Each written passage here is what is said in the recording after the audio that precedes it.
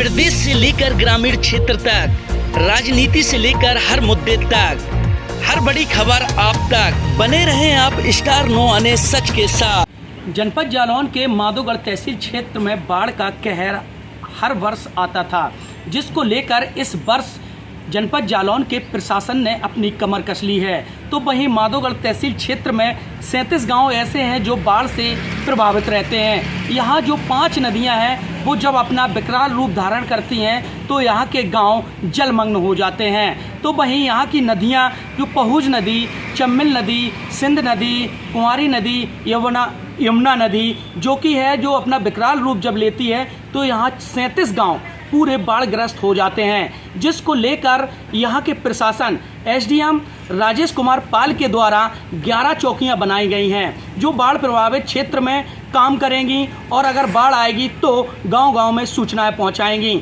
तो वहीं एसडीएम ने बताया कि गांव-गांव में गोताखोरों के नंबर बांट दिए गए हैं और यहाँ का जो प्रशासन है वो पूरी तरीके से चौकन्ना हो चुका है, क्योंकि बाढ़ आने से पहले ही अगर प्रशासन शिकंजा कस लेगा तो हो सकता है जालौन जिले के माधोगढ़ तहसील क्षेत्र में तबाही का आलम ना हो सके। क्योंकि पिछली साल के पहले जब ये बाढ़ आई हुई थी तो यहाँ 37 गांव जो थे उन जगमगल हो चुके थे और यहाँ की जो व्यवस्थाएं थी वो फैल हो चुकी थी, ध्वस्त हो चुकी थी, यहाँ के लोगों में तबाही हो चुकी थी। यहाँ के जो 37 गांव थे वो बाढ़ से ग्रस्त थे, वहाँ खाने पीने की व्यवस्थाएं नहीं पहुँच पाती थी। वहाँ के लोग रात और दिन टीलों पर रहकर अपनी गुजर बसर करते थे। यहाँ जो जालौन जिला है, यहाँ के माधोगढ़ तहसील क्षेत्र में 5 नदियों का संगम है। जब ये नदियाँ विकराल रूप लेती हैं तो यहाँ तबाही होती है। बाढ़ क्षेत्र के लिए पुख्ता इंतजामात प्रशासन के द्वारा कर दिए गए। सर, माधोगढ़ तहसील क्षेत्र में कुछ समय पहले बाढ़ आई थी, अब की बार बाढ़ के इंतजामात क्या किए गए हैं सर? माधोगढ़ क्षेत्र में बेसिकली यमुना नदी, पहुज, सिंध, कुंवारी और चंबल नदी से बाढ़ आती है। यहाँ लगभग हमारे 37 गांव बाढ़ प्रभावित रहते हैं। यहाँ हम लोगों ने अभी जॉइंट सर्वे कर लिया है और हमारे यहाँ लगभग 11 बाढ़ चौकी बनाई जाती हैं, जिसको मेरे द्वारा और सीओ साहब के द्वारा संयुक्त रूप से भ्रमण कर लिया गया है।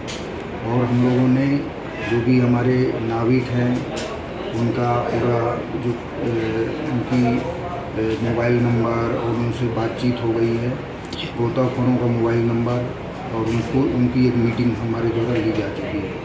तो बाढ़ से संबंधित जो भी आवश्यक तैयारियां हैं वो हम लोगों ने लगभग कंप्लीट कर ली। सर, अभी शेष रह गई हैं वो अभी उसको किया जाएगा। सर, गांव में क्या जानकारी दी गई प्रधानों को? प्रधानों से क्या ज़्यादातर जैसे 11 हमारे बाढ़ चौकियाँ हैं जी, तो स्ट्रेटेजिक पॉइंट पे हैं, वो सभी ग्राम प्रधान वाकिफ़ हैं और उनको बताया गया है कि जैसे भी इस तरह से बाढ़ की सूचना मिलती है तो संपर्क करेंगे और अगर कुछ ऐसा है कि जिससे विस्थापित होते हैं, लोगों को विस्थापित किए जाना आवश्यक है तो उसकी भी सूचना देंगे और इन बाढ़ चौकियों में लोगों को विस्थापित करके रखा जाएगा और सारी राहत सामग्री उनको दी जाएगी। स्वास्थ्य सेवाएं क्या रही हैं सर?